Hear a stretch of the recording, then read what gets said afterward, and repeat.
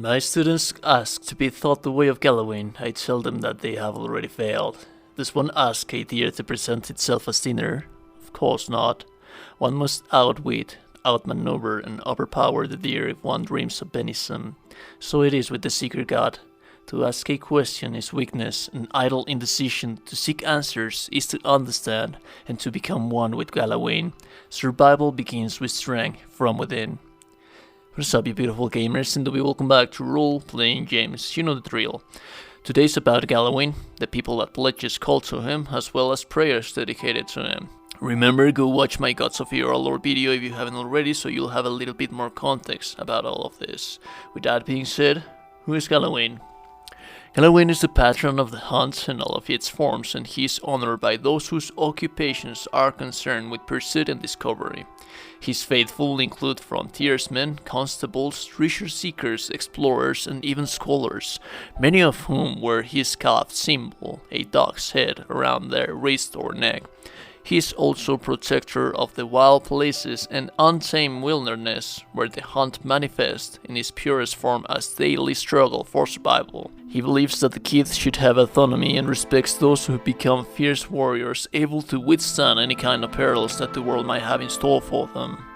Boudica's firm hand is but the motherly smothering of Helia by another name. Mortals should have no special advantages.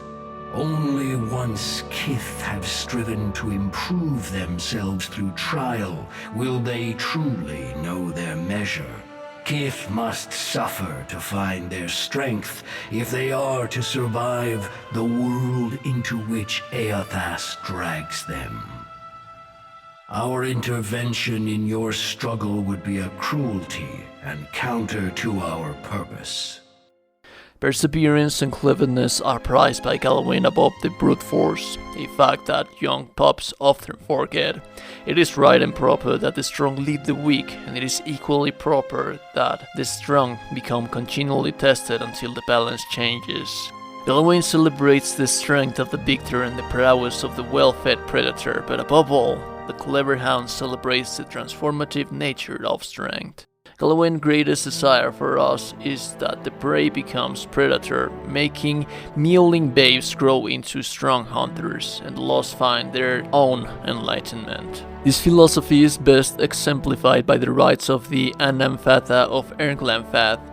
When one of the Glanfathan spirit's leaders is old and nearing death, it is customary to enter the woods and confront Galawain's herald. If the Seeker God finds that the Anamfath's life, deeds, and soul worthy, the reward is a quick death and his soul joins Galawain's pack.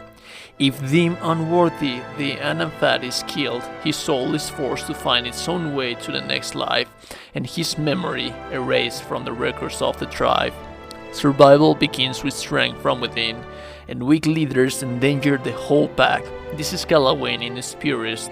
Even at the end of the life, one must struggle for worthiness, for greatness, just as one must struggle every day to feed his pack. Some of the most prominent branches of cult to Galawain would be that of the Fangs. Not much is known about this group by the world at large because they don't welcome outsiders into their numbers. While many believe that they are xenophobic and openly hostile to all who enter Ernglanfath, the truth doesn't seem to be as broad or deadly, and certainly not that simple. There are many places in Ernglanfath that could be called magical or sacred to the Glanfathans. One legend states that the Engwithans, who had suddenly abandoned their kingdom and left for places unknown, took the time to guide the ancient Glanfathan tribes into the now vacant land. The Glanfathans were gifted with the fertile area as their new homeland, but in return for being given such a gift, an oath was required. The Glanfathans were instructed to protect the Engwithan ruins until such time as they could return and reclaim their ruins. They were required to swear that no living person, including the Glanfathans themselves, would be permitted entrance into the ruins. Differing accounts suggest that the Glanfathans were promised more than a homeland, that the Engwithans were the favored people of the gods, and that keeping their oaths would confer similar benefits to the Glanfathans in the end. Oddly, the rules do not seem to apply as strictly within the borders of the Twin Elms. a site built upon a large concentration of Engwithan structures, but it would seem that this is unlikely a selective oversight on the part of the Glenfathans and more probably part of the terms of the original compact. In any case, the Glenfathans came to take their roles as guardians seriously, revering the sites and developing rituals designed to protect and guard their ruins. Over time, these rituals became rote formality to some, as much legend and superstition as any of the stories passed down. This is not to say that the Glenfathans ceased all attempts to uphold their oaths, but the intense devotion to the oath tended to vary from tribe to tribe and to clan. Not so with the Fangs. However, the Fangs are a group joined not by ties or kinship or even community, but of beliefs. Of all of the groups of Glenfath, it is the Fangs who seem most intent on keeping the promises their ancestors made to the Engwithans. Just because their fanaticism and zeal are not as widely sweeping as many think does not make them any less dangerous. The Fangs are not known to reason with those viewed as transgressors, following the paths and teachings of Galawain. If they feel you have in a way violated the sanity of a sacred place, their judgment is swift and exact. Reports of the Fangs' attacks can be found in records dating back to the first colonial explorations of Glenfath, and even the smallest of perceived sight can be worthy of execution. The order itself seems to consist mainly of hunters. Whether they are recruited as skilled hunters or trained once they gain access to the order, it is unknown.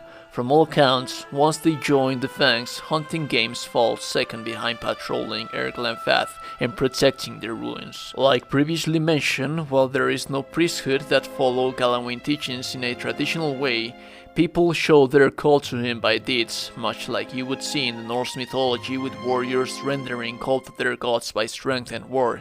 In battle, in hunt, people would say a prayer to Galawain for favorable outcomes. The secret god is easy to understand if one actively engaged in the question for knowledge, but his secrets are self-occluding to those who merely ask, desiring knowledge without the requisite hunt. My own flesh and blood once asked me, "Will learning to hunt please Galawain?" I told him yes, but added, "Galawain would prefer that you hunt to learn." With that being said, you beautiful gamers, that would be all for today's video. Remember, every single Sunday we have a lore video for the world of Eora. If you're interested in a specific branch of the history of the lore of Eora, do let me know in the comments below so we can make it happen. With that being said, I'll see you beautiful gamers in the next one. Don't you ever forget that each and every single one of you are beautiful people. See you guys in the next one. Stay awesome, stay safe. I'll see you later.